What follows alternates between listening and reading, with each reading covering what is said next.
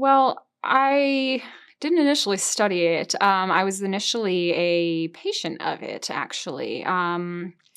Several years ago, about 5 years ago, actually, after I finished my PhD, as I was finishing the end of it, I started having all kinds of panic and just really strange symptoms. I would feel like my head was about to explode. I would have tunnel vision sometimes, and I'd always been a very anxious person. Throughout my life, I made a list one time and I don't know the exact number, but I've seen something like 17 different therapists, counselors, psychiatrists, alternative healers. Like I was willing to try anything.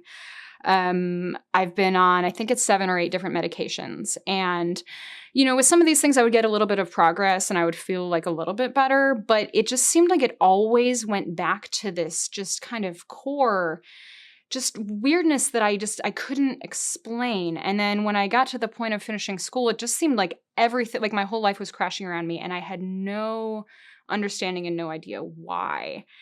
It was actually, I ended up listening to a podcast, and there was a man named Stephen Porges who was giving a talk, and he's actually, a lot of his research goes hand in hand with somatic experiencing, all about the nervous system and about our early development.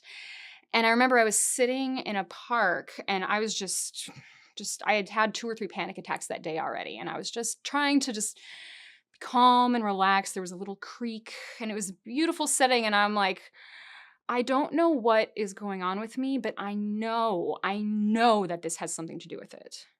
And it took me a couple of years. I saw a therapist who knew something about the body and somatic work. And then eventually I came across an online program, and oh my God, have I, I went from every time I wanted to have like like a serious conversation with my husband, I would open my mouth and I would basically burst into tears before we could even get like the conversation going. And it became this, like, we were unable to talk.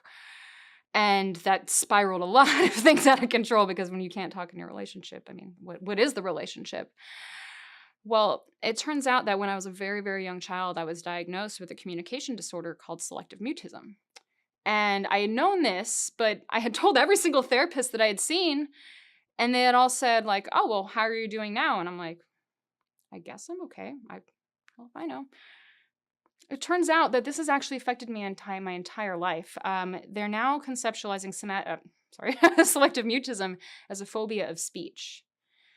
My entire life, I've had trouble communicating, expressing myself, being myself. I felt like I was trapped inside of a box.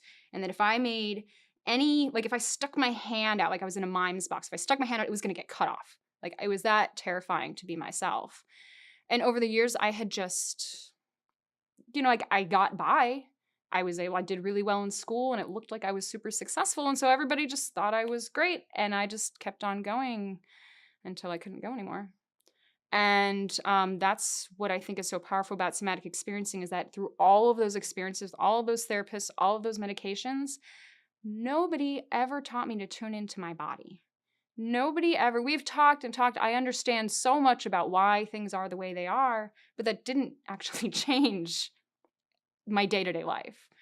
And so when I started practicing somatic experiencing, all of a sudden, not just the crazy panic after I finished school, not just the conversations with my husband, I was able to look back through my life and rewrite my whole story about myself. I had terrible self-esteem. I had very low opinion of myself.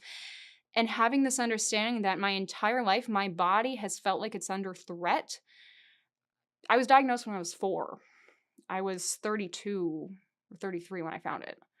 So that's a very, very long time. And in the last several years, it's my whole sense of self, my whole outlook on life, the way all of the software operates inside is totally different, but it's different in a way that's true to myself, in a way that I never even knew was possible. Now,